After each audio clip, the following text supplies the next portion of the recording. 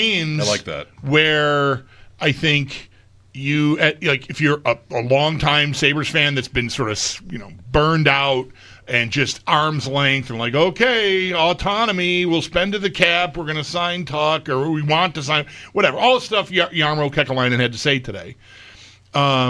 This group of players, I would almost guarantee this. I don't know how significant a portion of the fan base feels this way about tonight's game, but I'll bet it's more than a few are thinking they're just gonna let us down tonight. We're all excited, new guy. Yeah, listen, I mean, the fan base shouldn't be excited for tonight's game because there's a change at the general manager, right? That's not gonna change the dynamic of the season like on a dime. Like, it's not just gonna all of a sudden just change the way we win or lose a game. Right, this guy's been part of the team since the beginning of the year. He's been in all the meetings since the beginning of the year. So, all this other stuff they're talking about, like, oh, we're going to sign Tuck now, we're going to spend to the cap. The Sabres have been spending almost to the cap, I think, within a couple of $1 million, right, which to me is just cushion in case they want to make a move. So that doesn't change. What's changed about that? Nothing. We're going to sign Tuck. I like Tuck. Tuck's okay. Whether they signed him or not, I think, fans shouldn't feel... I think Buffalo Sabres fans need to stop feeling an attachment to players. Like a sympathetic, empathetic, love for attachment to players not named Josh Allen. Basically. Look, 14-year playoff drought. These players, Tuck, Thompson, Owen Power, Rasmus Dahlin... all these players have all they've been here for years, right? They've missed the playoffs for years. They're losing too. They're losers too, and I mean that in the nicest possible way. I love Tuck. He's great for morale. He's great chemistry guy, locker room guy on the team. He has his years where he scores 30 plus goals. Love that. Plays great on the penalty kill. I don't mind seeing the Sabres sign him, but he's not really, for me, he's not the solution to the problem. Tuck, to me, is an example of kind of where our team falls short. Tuck is another big guy, got a lot of reach with his stick, long arms, but do you see Tuck laying down in front of shots and blocking shots? No. Do you see Tuck being known for being a gritty back checker, two-way hockey player? No. Do you see Tuck being talked about as the type of guy whose line matches up against the other team, the opponent's top line every night and shuts them down? No. Does Tuck drop the gloves and beat the hell out of somebody? I think he's been in a few fights, but he's not an overly physical player. He's not a physical body checker for all the size and the height he has. He's not a physical body checker, and he doesn't bring that intensity to the game, which is it's where the team falls short. And so, 3-game win streak. Let's get in the race, right? The GM says he thinks they can make the playoffs, and I think I'm in this group. I want to get there on that, but I can't really sell it to anyone and say it loudly on the radio and with authority. Say get behind him. Tonight's big. It's big. Tonight's big, because I just feel like in a spot where they've got your attention, and I think they've got fans' attention because of what they did, finally relieving us all of the Kevin Adams situation. When they've got you and you start thinking, okay, maybe that's when they lose 4-1 and it's lifeless, and we hear about we had some good chances. Look, again, changing a general manager is basically that's an administrative position. So you want to make it's a front office move. That's not going to change the intensity of the game, whether or not we win the game, lose the game 4-1. No fan should be looking at this game like, oh, all of a sudden, we should have a different expectation now because there's a different GM. The team is what it is. One thing you should watch for tonight, watch for the Buffalo Sabres. Do they set the physical tone of the game? Who's the more intense team? Not who's the harder working team. Who has higher intensity?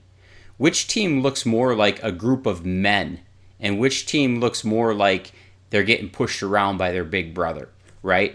Who sets the physical tone of the game and brings the intensity to the game?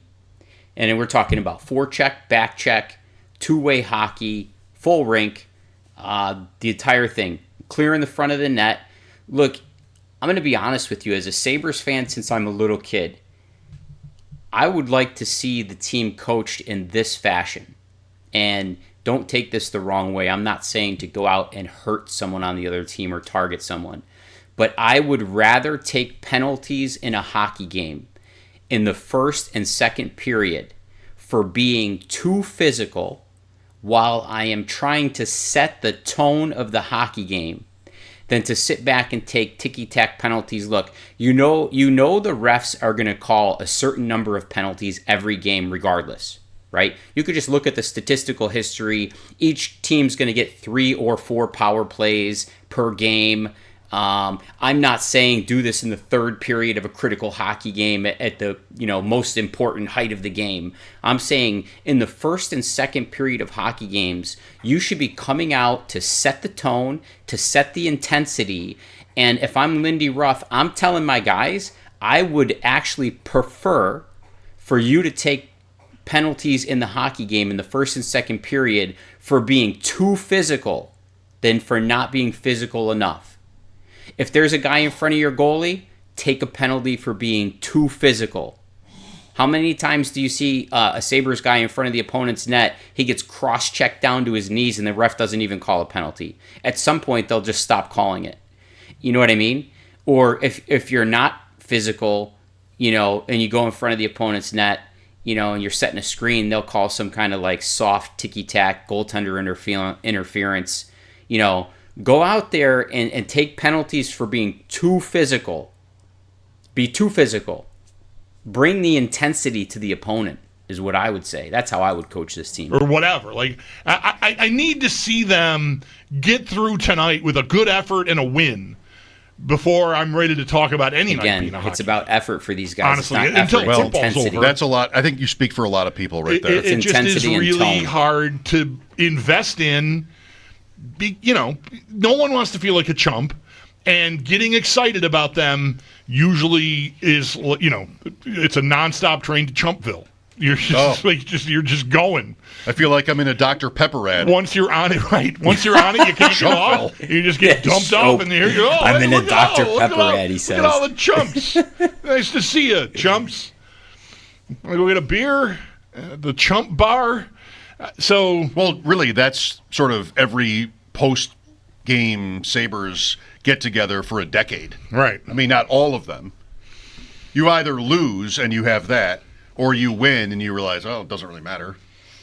They had the 10-game winning streak. That was nice. That was a nice illusion back then. Paul's point about this can be on the table here. How many games in a row they what kind of a hot streak they need to get on to get in the race. I'm not somebody who thinks they need to win like literally 10 games in a row to do that. But one of the points in his favor, if you will, in that respect, is when they go 3 games in a row or 3 nights in a row without playing at all, and then you're sort of like grasping for the ladder. You're in the water and you can't reach the ladder to get back on the boat, and you don't have a chance to catch up. And that's been the case since Sunday. They have not played. So tonight would be, their first chance to make up some ground. I mean, I don't, Paul, I've been working with Paul a long time, and I don't know him to say things for effect. So, but I also think, you don't need to win 10 in a row. What you need is a couple of stretches where you win 4 out of 5. So 8 out of 10, something like that. Like you can win tonight, lose a game, and then just go win 3 more in a row, and you're probably going to make up some ground. Now you got to do that more than one time, probably just because of so much traffic in front of you. But I think it can be done without some incredible monumental win streak. But you need a hot streak of some kind. Whether, again, it's 10 in a row wins or 8 out of 10 is more, I think can work too. Are they on one? Well, they've won 3 in a row. Is that a hot I mean, are they on a hot streak? It could be the start of one. Because these kinds of things, not every night. Yeah, they're on a hot streak. I mean, they got 3 in a row, and they've done pretty good in their last 10, but it's not about winning 10 games in a row, but you got to get to a certain number. You got to look at the standings. You got to get to, I mean, really, realistically, if you want to make the playoffs, you have to be, I think, right around 95 points. So, I mean, just do the math. Honestly, how many games are left? How many points do we currently have? You need to be about 95 points. And that's like squeaking in, if you're lucky, like 8 seed, 7 seed. That's like unimpressive. That's an unimpressive year. But even that is going to be a long shot for us right now. Do you have to be dominant or look like an awesome team, right? These 3 games, you saw more of them than I did, but did they? I mean, Vancouver, they got buried in shots and they won by a goal. Seattle was fine. Edmonton before Vancouver was an overtime win where they had a 3-0 lead, gave up a goal like 1 second into the third period and 1 second from the end of the third period, but still won the game. That's all right. I bet if you went back to 06-07 when they started 10-0, there was a famous Flyers game in there, by the way, but not all those games would look like they were just incredible. They would just sort of bang out a couple of wins in there. Right. So that's how it should work. Yeah, he's not wrong. Mike's not wrong. This is how the team, honestly, in the playoffs, when you get to the playoffs, and if you want to be playoff caliber, 3 goals should get you a win in the playoffs. And so your team should develop like that during the regular season. Like 3 goals should get you a win. That should be, your goaltending should be good enough that if the team puts up 3 goals, you should win. That's playoff hockey. That's playoff caliber. 2 goals in the playoffs should get you a win.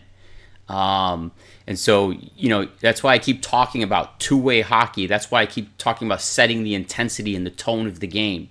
That's why I keep talking about take your penalties, not wait for penalties to be called on you. Take your penalties for being too physical, not dirty, not trying to hurt someone, but take your penalties for being too physical.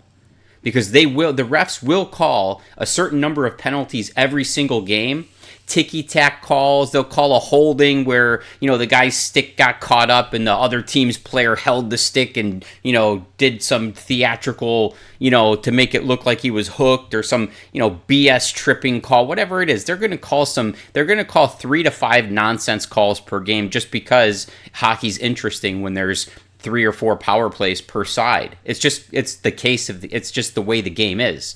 Take your penalties early in the game intentionally for being too physical. I would reward guys for that. I would tell guys, look, go in front of their goalie, be too physical, interfere with them, set the tone. Go out there, someone's in front of your net, cross-check them, knock them down, take a cross-checking penalty for being too physical.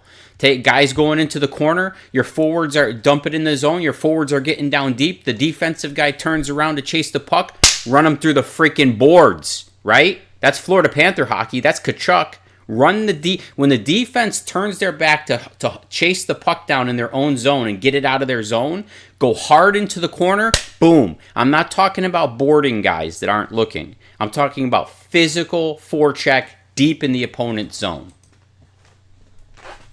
Flyers tonight, Islanders Saturday, then to Jersey on Sunday, Ottawa.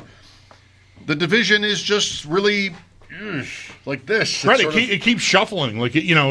Detroit got off to a hot start.